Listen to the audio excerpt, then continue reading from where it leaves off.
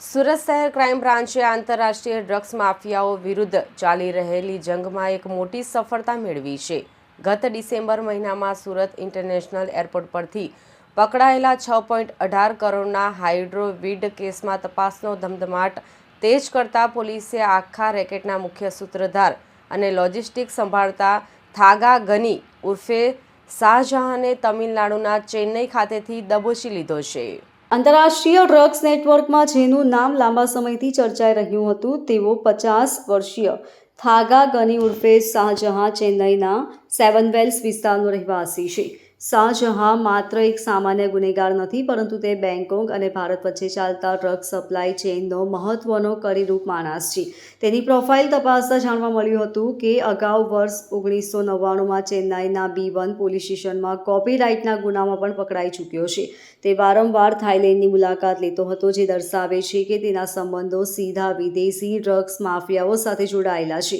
શાહજહાં આ આખા ઓપરેશનનો લોજિસ્ટિક હેડ હતો. તેનો મુખ્ય કાર્ય ભારતમાં બેસીને બેંકોક સ્થિત આકાઓ સાથે સંપર્કમાં રહીને માલની હેરાફેરી માટેનું નેટવર્ક ગોઠવવાનું હતું. કેરિયર્સની તૈયારી કરવા અને તેમને ફ્લાઇટ્સની ટિકિટો અપાવવાની અને માલ ભારત પહોંચે ત્યારે તેને સુરક્ષિત રીતે રિસીવ કરી આગળ વેચાણ માટે મોકલવું, આ બધું જ પ્લાનિંગ શાહજહાંના ઇશારે થતું હતું. આ સમગ્ર પ્રકરણની શરૂઆત 22 ડિસેમ્બર 2025ના રોજ થઈ હતી. સુરત ક્રાઇમ બ્રાન્ચને ચોક્કસ બાતમી મળી હતી કે બેંકોકથી સુરત આવતી ફ્લાઇટમાં કરોડોનું ડ્રગ્સ ઘુસાડવામાં આવી રહ્યું છે. પોલીસે બોજ ગોઠવીને એર ઇન્ડિયા એક્સપ્રેસની ફ્લાઇટમાંથી મોહમ્મદ ઇકબાલ અહેમદ ખાન અને રાસિયા અબ્દુલ કપૂર નામના બે કેરિયરને ઝડપી પાડ્યા હતા. તેમની પાસેથી 17 કિલો 758 ગ્રામ હાઇબ્રિડ ગાંજો મળી આવ્યો હતો, જેની કિંમત 6,18,03,000 હતી. સુરત ક્રાઇમ બ્રાન્ચની ટીમે ટેકનિકલ સર્વેલન્સ અને હ્યુમન ઇન્ટેલિજન્સ દ્વારા શાહજહાંનું લોકેશન ચેન્નાઈમાં ટ્રેસ કર્યું હતું. તાત્કાલિક એક ટીમ તમિલનાડુમાં મોકલવામાં આવી અને 12 ફેબ્રુઆરી 2026ના રોજ મધરાત્રે એક ગુપ્ત ઓપરેશન પાર પાડીને શાહજહાંને ઝડપી લેવામાં આવ્યો હતો. ત્યાંથી સ્થાનિક કોર્ટમાંથી ટ્રાન્ઝિટ રિમાન્ડ મેળવી તેને સુરત લાવવામાં આવ્યો છે, જ્યાં હાલમાં 18 ફેબ્રુઆરી સુધીના તેના પોલીસ રિમાન્ડ મંજૂર કરવામાં આવ્યા છે. તારીખ 22/12/2025ના રોજ સુરત ક્રાઇમ બ્રાન્ચ દ્વારા સુરતના ઇન્ટરનેશનલ એરપોર્ટ ઉપર બેંકોકથી સુરત એર ઇન્ડિયા એક્સપ્રેસની ફ્લાઇટ આવતી હતી. એમાં 2 પેસેન્જર છે, મોહમ્મદ ઇકબાલ અહેમદ ખાન ઉર્ફ સન ઓફ નિયામત ખાન અને રાસિયા કપૂર. આ બંને બેંકોકથી ડ્રગ્સ લઈને આવે છે, હાઇબ્રિડ ગાંજો. એ ઇન્ફોર્મેશનના આધારે સુરત ક્રાઇમ બ્રાન્ચ દ્વારા એરપોર્ટ ઉપર આ બંનેને પકડી પાડવામાં આવ્યા હતા. આ બંનેની પકડી અને એમની પાસેથી એમનો લગેજ ચેક કરતાં એમની બેગમાંથી કન્સીલ કરેલું અંદાજે 17.5 કિલો જેટલું હાઇબ્રિડ વીડ મળી આવ્યું હતું, જેની માર્કેટ વેલ્યુ 6.18 કરોડ જેટલી થતી હતી. આ બંને ઉપરાંત આ જે મુદ્દામાલ છે આ બંને બેંકોકથી લાવ્યા હતા અને એ બહાર સુરત એરપોર્ટ ઉપરથી જ તામિલનાડુનો એક થમીમ ઉર્ફે તમીમ ઇબ્રાહિમ અંસારી, જે કાંચીપુરમ તામિલનાડુનો છે, એને આપવાનો હતો અને એ લેવા માટે બહાર આવ્યો છે.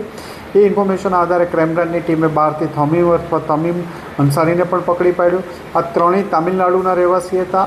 આ માલ ક્યાંથી લાવ્યા, કોને આપવાનો હતો, આ પૂછપરછ કરતાં તામિલનાડુના જ 2 ઇસમો મોહમ્મદ અલી અને મોહમ્મદ ઇબ્રાહિમ, જે 2-2.5 વર્ષથી બેંકોકમાં રહી અને ભારતના વિવિધ શહેરોમાં અલગ અલગ એરપોર્ટો ઉપર હાઇબ્રિડ ગાંજો કેરિયર થ્રુ મોકલતા અને એ તામિલનાડુ અને અન્ય રાજ્યોમાં મોકલવામાં આવતો હતો. આમની પૂછપરછ દરમિયાન આ માલ આગળ થાના ગની ઉર્ફે શાહજહાં, જે ચેન્નાઈ તામિલનાડુમાં રહે છે, એને ત્યાં આપવાનો હતો. અહીંથી તમીમ લઈ અને સુરત એરપોર્ટથી રિસીવ કરી અને ત્યાં આપવાનો હતો. સુરત ક્રાઇમ બ્રાન્ચની ટીમે થાના ગની ઉર્ફે શાહજહાંને આઈડેન્ટિફાઈ કરી અને એને ત્યાંથી ચેન્નાઈથી પકડી પાડ્યો છે અને તેના ટ્રાન્ઝિટ રિમાન્ડ લઈ અહીંયા લાવી એની વધુ પૂછપરછ ચાલુ છે. આરોપી જે પકડાયો છે તેનું મુખ્ય જે કામ છે તે કયા પ્રકારનું હતું અને કેટલું કમિશન મનાવું હતું? આ એક ઇન્ટરનેશનલ સિન્ડિકેટ છે. આ બધા ભેગા થઈ અને એક આ ગેંગ ચલાવે છે. તામિલનાડુથી ઇન્ટરનેશનલ ગેંગો છે. આ મુદ્દામાલ ઇન્ડિયાના અલગ અલગ એરપોર્ટમાં ઉતારી અને પાછા તામિલનાડુ જ લઈ જવાના હતા. આ ઇન્ફોર્મેશનના આધારે ક્રાઇમ બ્રાન્ચે પકડી અને એમને ત્યાં મોકલ્યો. એ પણ આ કેસમાં ભાગીદાર જે પાર્ટનરશિપ હોય એ રીતે જ લાગે છે પ્રાથમિક દ્રષ્ટિએ. અત્યારે સર કઈ રીતે કોન્ટેક્ટ કરતા હતા આરોપીઓ?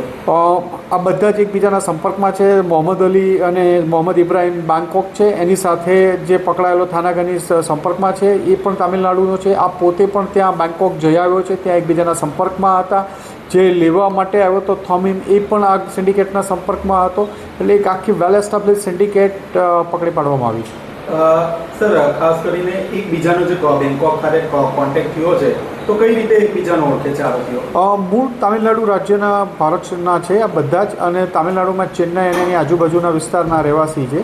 ત્યાંથી આ લોકો બેંકોક, મોહમ્મદ અલી અને મોહમ્મદ ઇબ્રાહિમ પર ચેન્નાઈમાં કેસ થવાના કારણે એ લોકો ત્યાંથી બેંકોક જતા રહ્યા છે અને ત્યાંથી ભારતમાં હાઇબ્રિડ વીડ ઘુસાડવાનું ષડયંત્ર કરી રહ્યા છે. આરોપીનો ઇતિહાસ?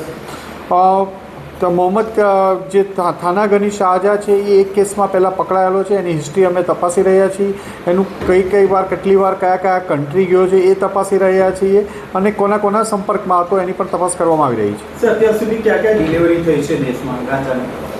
અત્યારે આ જે પ્રાથમિક જે કહે છે એ તમામ ડિલિવરી આ લોકો મેળવી અને તામિલનાડુ જ લઈ જતા હતા અને થાના ગનીને આપતા હતા. હવે થાના ગની કોને એ લોકોને ડિલિવરી આપતા હતા એ આગળ ઇન્ટ્રોગેશન દરમિયાન ખબર પડશે. સર, કેટલું મોટું આ રેકોર્ડ હોઈ શકે?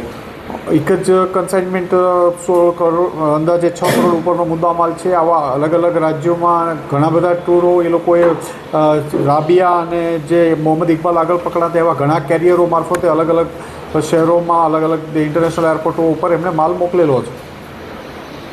Bureau report LK star news, Surat.